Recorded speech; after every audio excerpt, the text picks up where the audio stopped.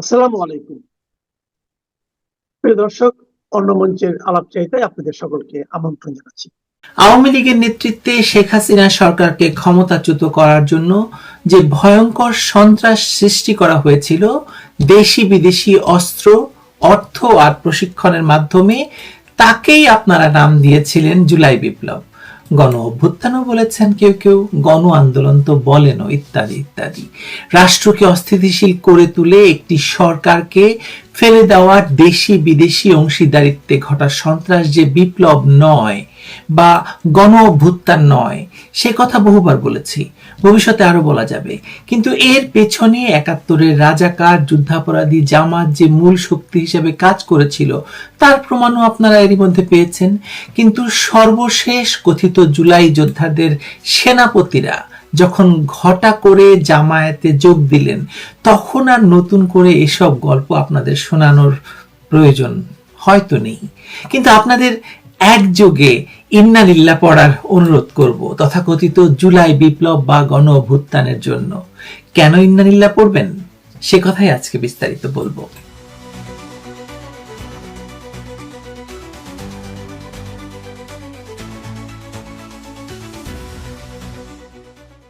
এনসিপির জামায়াতের সঙ্গে প্রকাশ্য জোটে যাওয়া কোনো আকস্মিক ঘটনা নয়।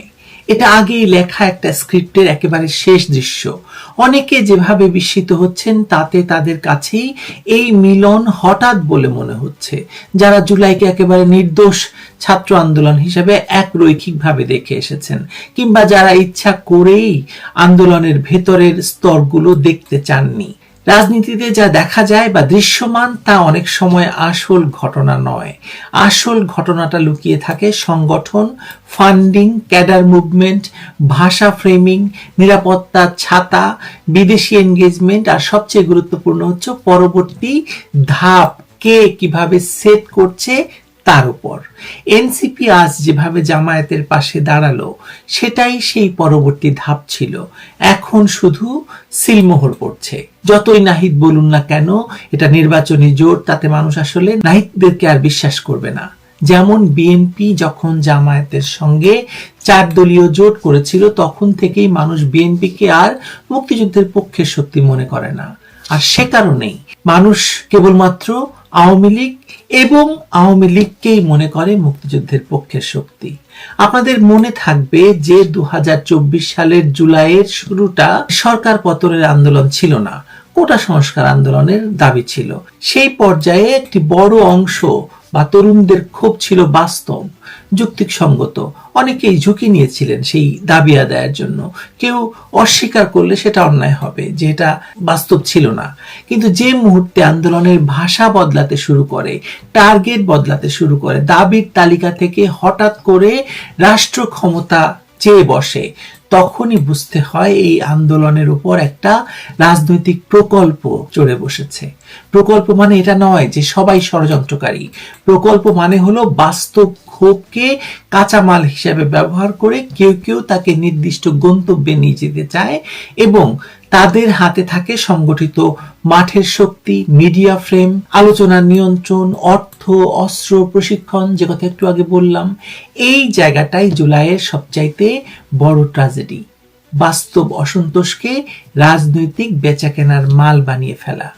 আর এই জুলাইয়ের কোটা সংস্কার আন্দোলনে যোগ দিয়ে যারা মনে করেছিলেন একটি যৌক্তিক আন্দোলনে অংশ নেওয়া হলো, তারাই বিগত ১৬ মাসে বা ১৭ মাসে নিজেদের প্রতারিত মনে করছেন।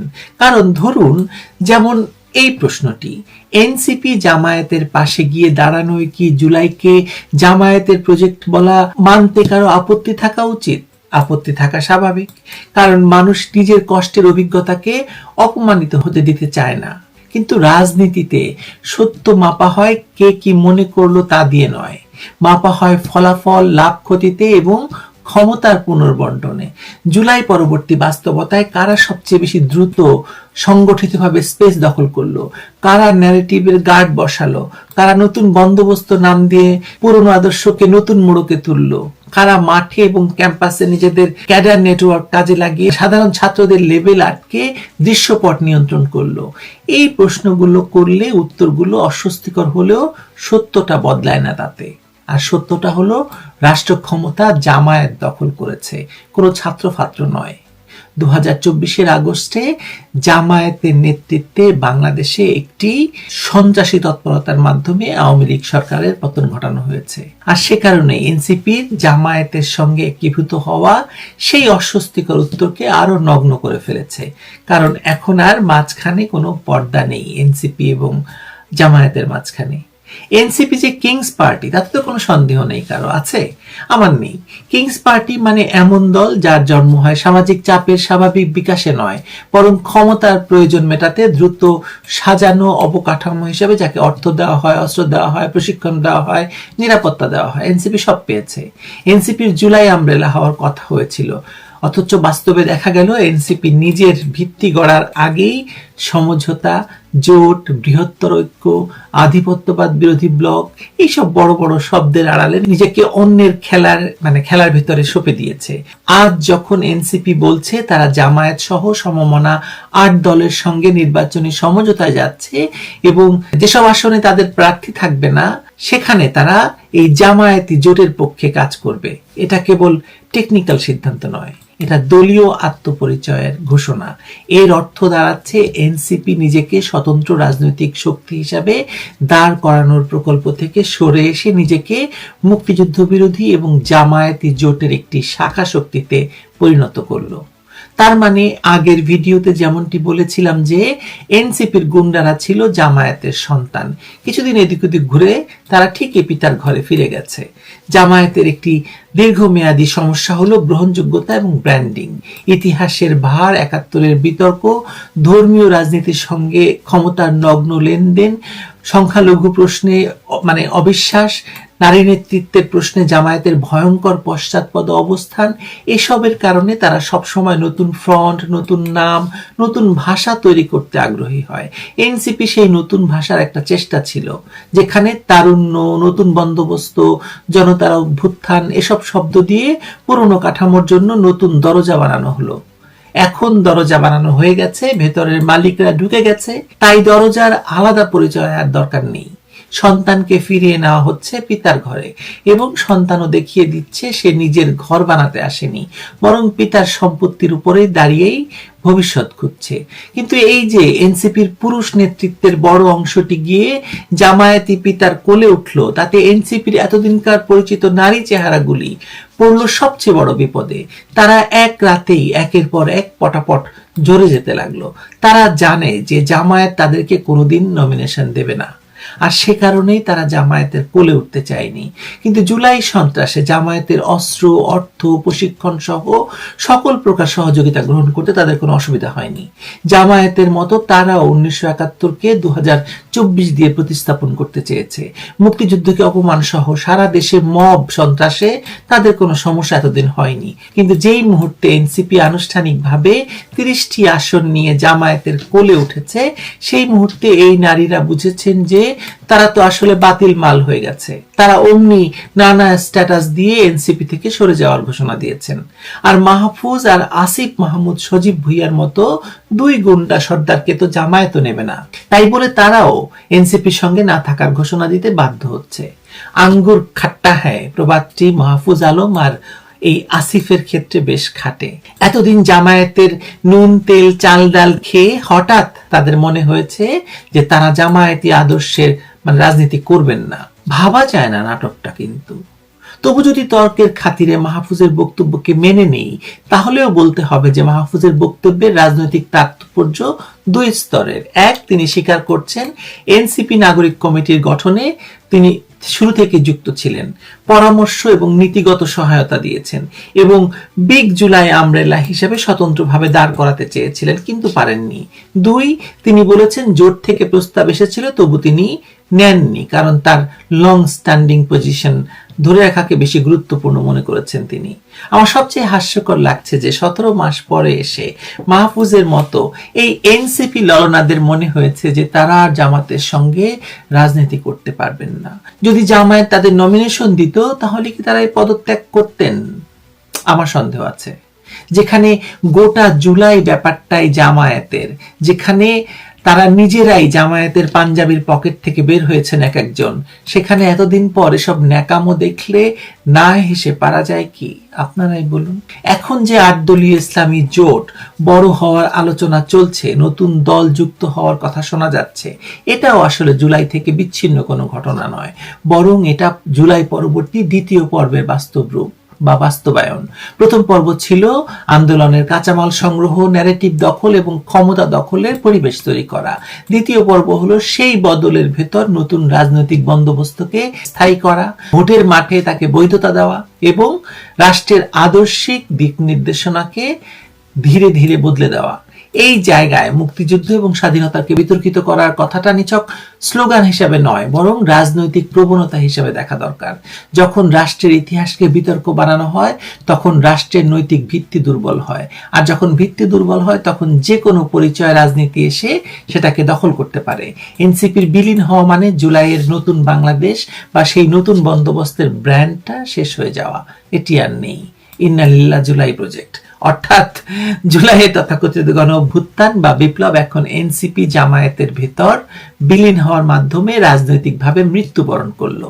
কারণ যে আন্দোলনকে নতুন বাংলাদেশের স্বপ্ন বলা হয়েছিল, তার রাজনৈতিক বাহন যদি শেষ পর্যন্ত পুরনো বিতর্কিত আদর্শিকভাবে ভয়ঙ্কর একটি কাঠামোর সঙ্গে একাকার হয়ে যায়, তাহলে নতুনত্বটা থাকে কোথায় বলেন?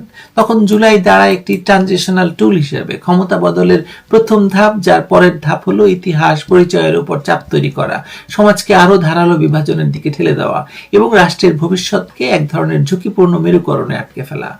এখানে সবচেয়ে নির্মম সত্যটা হলো এনসিপি এখন আর নিজের ভাগ্য নিজে লিখছে না, তারা একটি বড় যন্ত্রের অংশ হয়ে গেছে।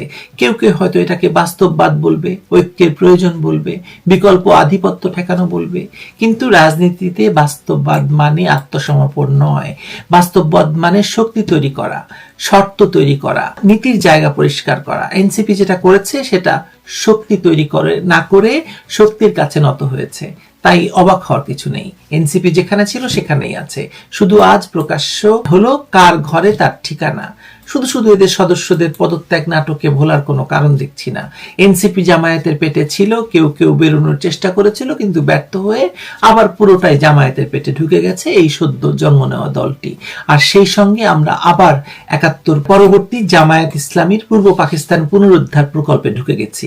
আর এই ঢুকে যাওয়ার পর জুলাইকে আর বিপ্লব বলার তো কোনো কারণ থাকে না, যদি কেউ বলেন আর কি। আমরা তো কখনোই জুলাইকে বিপ্লব বা গণ অভ্যুত্থান বলে মানিনি, কিন্তু যারা মেনেছেন তারা এই জুলাই সন্ত্রাসের নেতাদের জামায়াতের কোলে গিয়ে আশ্রয় নেওয়ার পর এসব বিপ্লব বা অভ্যুত্থানের গল্প দিয়ে মানুষের কাছে অপমানিত হতে চাইবেন না, তাই না? আমরা তো কথিত জুলাই বিপ্লবের জানাজা বহু আগেই পড়েছি।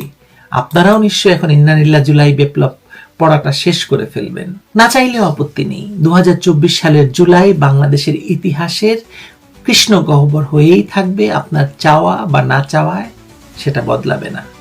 গত কয়েক মাসে নিশ্চয়ই আপনাদের কানেও এসেছে যে অনেকেই বলছিলেন যে ঢাকা শহর সহ বাংলাদেশের সকল শহরেই একটা জনসংখ্যার এক রকমের স্ফুরণ হয়েছে, এবং সেক্ষেত্রে বলা হচ্ছিল যে আওয়ামী লীগের নেতা কর্মী সমর্থকেরা যেহেতু কেউ এলাকায় থাকতে পারছেন না, তাদের একটা বিশাল সংখ্যক বিভিন্ন শহরে ছড়িয়ে পড়েছেন। কাজেই নতুন জনসংখ্যা বাংলাদেশের বিভিন্ন শহর, ছোট শহর, বড় শহরে যে বা বিভিন্ন অঞ্চলে যে দেখা যাচ্ছিল, সেটার এমন একটা ব্যাখ্যা বেরিয়ে এলেও যে আওয়ামী লীগের লোকজন স্থানান্তরের ফল, সেটা এখন বোঝা যাচ্ছে যে জামায়াতে ইসলামীর একটা দলীয় সিদ্ধান্ত এর পেছনে কাজ করেছে। বাংলাদেশে জামায়াতে ইসলামী এবং জাতীয় নাগরিক পার্টি ২০২৪-এর জুলাই আগস্ট আন্দোলনের নেতৃত্ব দানকারী তরুণদের দল জাতীয় নাগরিক পার্টি এনসিপির মধ্যকার নির্বাচনী সমঝোতার আনুষ্ঠানিক ঘোষণা এসেছে। বলা হচ্ছিল কদিন ধরেই যে এই ঘোষণাটা আসাই শুধু বাকি, আসলে দু দলের মধ্যে সমঝোতা হয়ে গেছে। সমঝোতা হয়েছে আসলে জামায়াতে ইসলামী সহ যে ৮ দল গত কয়েক মাস ধরেই আন্দোলনে রাজপথে যুগপৎ আন্দোলন চালিয়ে যাচ্ছিল, একসঙ্গে সমঝোতার মাধ্যমে রাজনৈতিক আন্দোলন পরিচালনা করছিল, এবং যারা একত্রে নির্বাচনে যাবে এমন একটা খবর ছিল, তাদের সঙ্গে জাতীয় নাগরিক পার্টির এবং কর্নেল অলি আহমেদের এলডিপি, লিবারেল ডেমোক্রেটিক পার্টি। তার মানে এখন জামায়াতে ইসলামীর সঙ্গে মোট 10টি দলের একটা জোট হয়েছে এবং জামায়াতে ইসলামী বলেছে যে তাদের জোটে যোগ দিতে আরো আগ্রহী দল এই শেষ মুহূর্তে আসায় এখন আসন সংকটের কারণে তাদের পক্ষে আর কাউকে নেওয়া সম্ভব হচ্ছে না।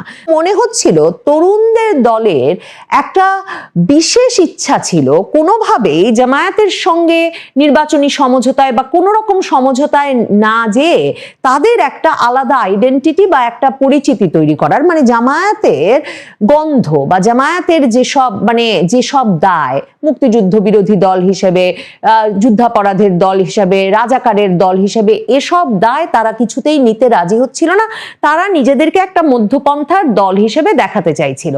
কিন্তু জামায়াতের আমির ডাক্তার শফিকুর রহমান শেষ পর্যন্ত নির্বাচনের আগে এক বিস্ময়কর জোট তৈরি করলেন, যে জোট আসলে বিস্ময়কর নানা কারণে। নাহিদ ইসলামদের জাতীয় নাগরিক পার্টি গিয়ে যোগ দিয়েছে সেজন্য শুধু বিস্ময়কর নয়।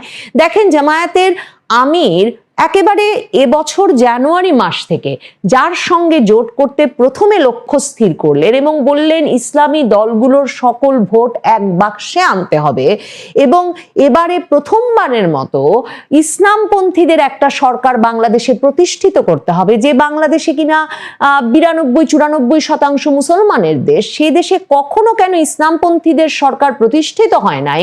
কাজেই সকল ইসলামপন্থী দলের ভোট এক বাক্সে আনতে হবে বলে তিনি জানুয়ারি মাস থেকে যোগাযোগ শুরু করেছিলেন চরমোনাই পীর ফাইজুল করিম সাহেবের সঙ্গে এবং তখন সকলেই বিস্মিত হয়ে বলেছিলেন যে চরমোনাই পীরের সঙ্গে, ইসলামী আন্দোলন বাংলাদেশের এই প্রধান নেতার সঙ্গে তাদের আকীদায়, তাদের আদর্শে, রাজনৈতিক পন্থায় তাদের যে বিরাট বিভেদ এবং কখনো চরমোনাই পীর আর জামায়াতে ইসলামীর মধ্যে ঐক্য হতে পারে না। কিন্তু ডাক্তার শফিকুর রহমান সে ঐক্য সাধন করেছেন। ডাক্তার শফিকুর রহমান ঐক্য সাধন করেছেন যে 8 দলের সঙ্গে তিনি এরই মধ্যে রাজনৈতিক আন্দোলনে ছিলেন।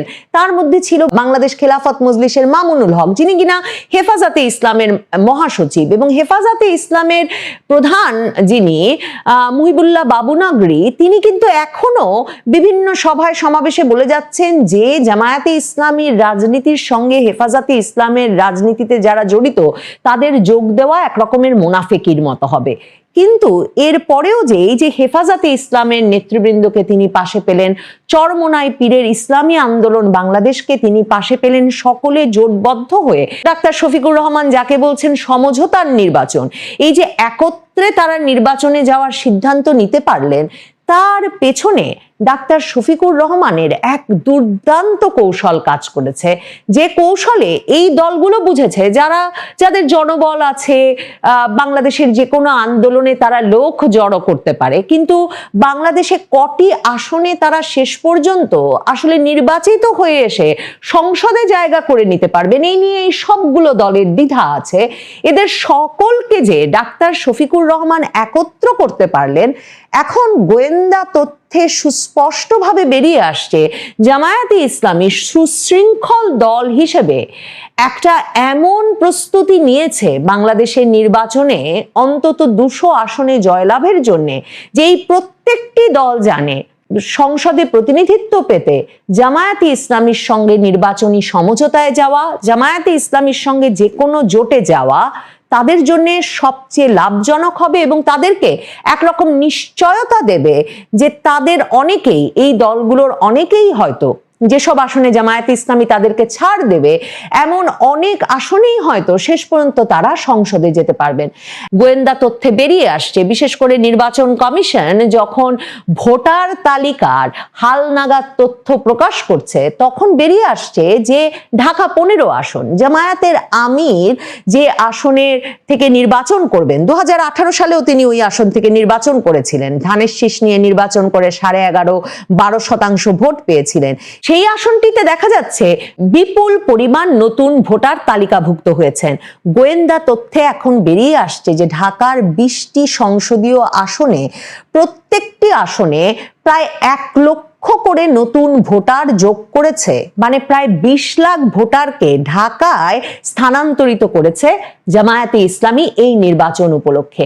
জামায়াতে ইসলামী একটা সুশৃঙ্খল দল এবং তারা তাদের পুরো রাজনীতিটাই একটা দীর্ঘমেয়াদী পরিকল্পনার ভিত্তিতে করে। কাজেই নির্বাচনী প্রস্তুতির অংশ হিসেবে তারা শুরুতেই কোথায় তাদের কত ভোটার আছে, কারণ জামায়াতে ইসলামীর ভোটার সাধারণত বাড়িতে বসে থাকেন না, মানে নীরব ভোটার নন, তারা সাধারণভাবে রাজনৈতিকভাবে সক্রিয় থাকেন।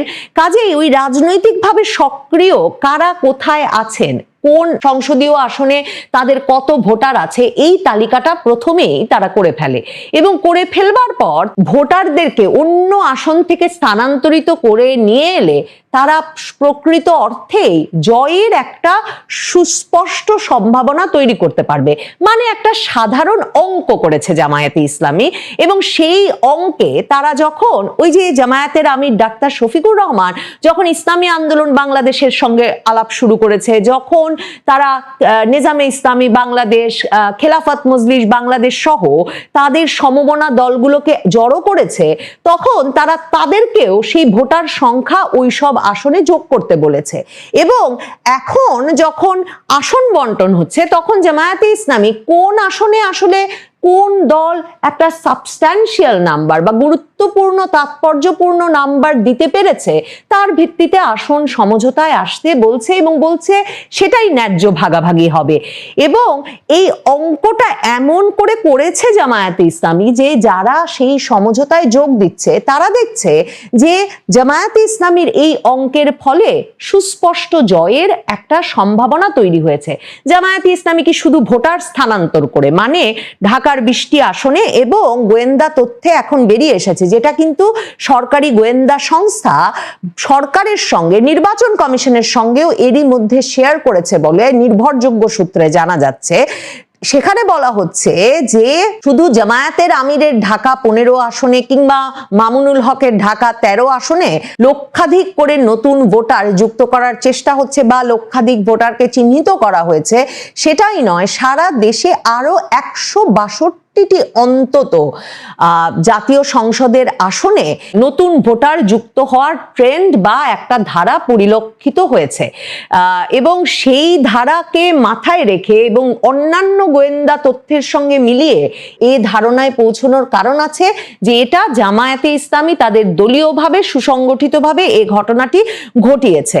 জামায়াতে ইসলামী তো বলে কয়ে, মানে একেবারে সংবাদ মাধ্যমে খবর এসেছে যে প্রত্যেকটি ভোট কেন্দ্রে যে দলীয় পোলিং এজেন্ট থাকে যারা কিনা লক্ষ্য রাখে দলের পক্ষে যে অন্য দল কোনো প্রভাব বিস্তার করছে কিনা ভোটারদের ওপর, নিজ দলের ভোটাররা আসলে একটা নিঃসংকোচ পরিবেশে ভয়হীনভাবে ভোট দিতে পারছেন কিনা, ভোটটা নিরপেক্ষভাবে অনুষ্ঠিত হচ্ছে কিনা, এই পুরো ব্যাপারটা ভোট কেন্দ্রে যারা খেয়াল রাখেন, জামায়াতে ইসলামী অত্যন্ত সুশৃঙ্খলভাবে সারা বাংলাদেশে পোলিং এজেন্টদেরকে প্রশিক্ষণ দিচ্ছে। তার মানে জামায়াতে ইসলামীর প্রতিটি ভোট কেন্দ্রে সারা বাংলাদেশে তাদের একেবারে প্রশিক্ষণ প্রাপ্ত রাজনৈতিক কর্মী উপস্থিত থাকা তারা নিশ্চিত করেছে।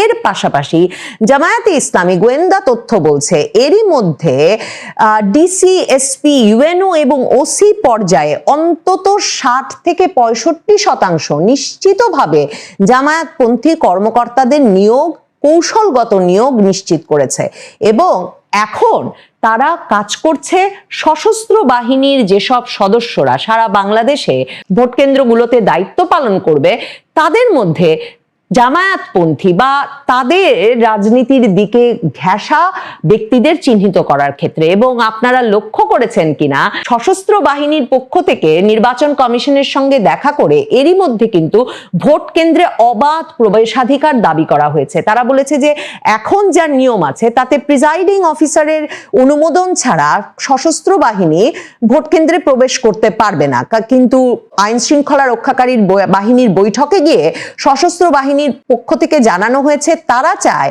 আইন শৃঙ্খলা রক্ষা করতে এমন বিচারিক ক্ষমতা যার মাধ্যমে তারা সকলে অবাধে, মানে যেই ভোট কেন্দ্রে সশস্ত্র বাহিনীর যেই সদস্য ডিউটি দেবেন তারা অবাধে যাতে ভোট কেন্দ্রে প্রবেশ করতে পারেন।